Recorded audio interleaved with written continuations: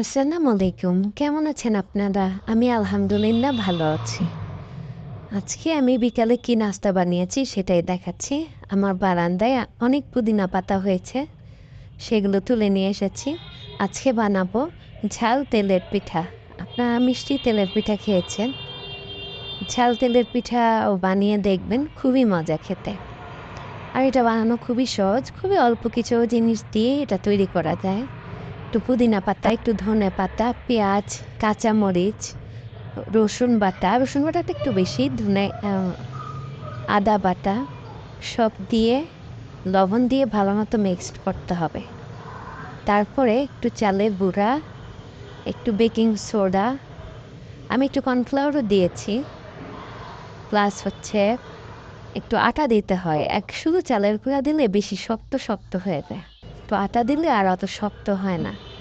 তো সব কিছু দিয়ে ভালো মতো একটা ডো বানিয়ে নিচ্ছি। ডোটা বেশি পাতলাও হওয়া যাবে না, আবার বেশি ঘনও হওয়া যাবে না, ঠিক পরিমাপ মতো করে নিতে হয়। সেটা আপনারা যখন মাখাবে আপনারাই বুঝে যাবেন কীভাবে করতে হবে। তো ফার্স্টে আমি একটা ছোট দিয়ে ট্রাই করে দেখলাম তেল গরম হয়েছে কি না, লবণ কেমন হয়েছে, এই জন্য ছোট্ট একটা দিয়ে ট্রাই করেছি। তো এটা ফুলেও নাই, কিন্তু এরপরের সবগুলো খুব সুন্দর করে ফুলেছে। আর এটা খেতে এত মজা, আর এটা হচ্ছে মানে খাওয়ার সময় এত সুন্দর একটা পুদিনা পাতার ঘ্রাণ বের হয় যে খুবই ভালো লাগে। আপনারা সবাই এই রেসিপিটা ট্রাই করে দেখবেন, সত্যিই খুবই মজা। আর যদি এই রেসিপিটা আপনারা ট্রাই করে থাকেন, আর যদি আপনাদের কাছে মজা লেগে থাকে, অবশ্যই আমাকে কমেন্ট করে জানাবেন। আর এই তো আমার বানানো হয়ে গেল বড়াগুলা, বাচ্চাদের দিয়ে দেব। আর আমার এটা খুবই পছন্দ, আমিও খাবো, সবাই মিলেই খাবো।